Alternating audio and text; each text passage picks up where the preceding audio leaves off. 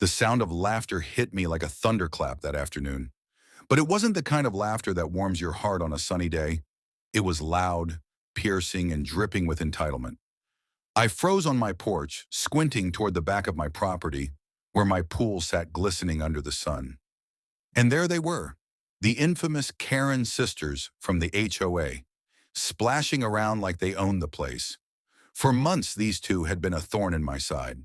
They complained about my lawn length, the color of my shutters, and even the fact that my dog barked once during the mail delivery. But breaking into my pool? That was a new low. My hands curled into fists as I stepped down the porch stairs, heart pounding with a mix of anger and disbelief. The gate to my pool had been latched, yet they'd somehow gotten in. I pushed through the side yard and came face to face with them. "Excuse me," I said, my voice low but firm. They turned their heads, both wearing wide sunglasses and smug grins. "Oh, relax," one of them chirped. "It's just water." We live in the same neighborhood, so technically, we're all sharing the community. My jaw tightened. This isn't a community pool. It's my private property. The older sister, the self-proclaimed queen of HOA complaints, splashed the water with her hand.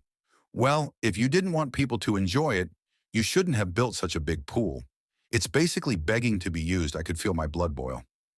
For years, I'd worked overtime shifts, saved every spare dollar, and finally built that pool.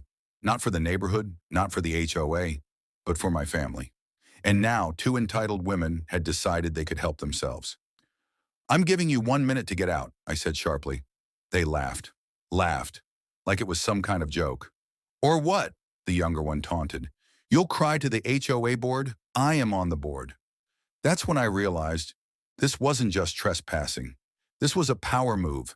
They thought their little HOA titles made them untouchable, but they didn't know me, not really. Without another word, I walked back to the gate, swung it shut, and locked it. Their laughter stopped. "What are you doing?" I turned, holding the key between my fingers. "Enjoying my property rules. You're trespassing, and now you're not leaving until the police help you out." Panic flickered in their eyes. "You wouldn't dare." "Oh, I absolutely would." I walked into my kitchen and dialed 911. My voice was steady, even as my hands trembled with adrenaline. "Yes, I'd like to report 2 trespassers on my private property." Minutes later, the distant wail of sirens echoed through the neighborhood. It wasn't long before 2 patrol cars rolled up to my curb. The sisters were still in the pool, but the cocky smirks had faded. One of the officers, a tall man with calm eyes, walked over and asked me to explain. I laid out everything: the locked gate, the trespass, the threats. Then he turned to them. "Ladies, this isn't a community pool. You've been asked to leave and refused. That's trespassing." The older sister puffed up. "We're on the HOA board. He can't." "He can," the officer interrupted firmly. "Property laws don't bend to HOA power." That was the moment everything shifted. Watching them stammer as they climbed out of my pool, wrapped in dripping towels, their arrogance melted away with each passing second. The officer escorted them to the curb, issued a trespass warning, and made it clear that if they ever set foot on my property again, they'd be arrested. But the story didn't end there. The next HOA meeting was chaos. They tried to spin the story, painting me as aggressive and unneighborly. But what they hadn't expected was that my security cameras had caught everything, from them breaking in through the gate to ignoring my warnings. When I played the footage for the board, the room fell silent. Their smug faces turned pale as their own actions echoed through the speakers. By the end of the night, both sisters were voted off the board. Weeks later, people in the neighborhood started quietly thanking me.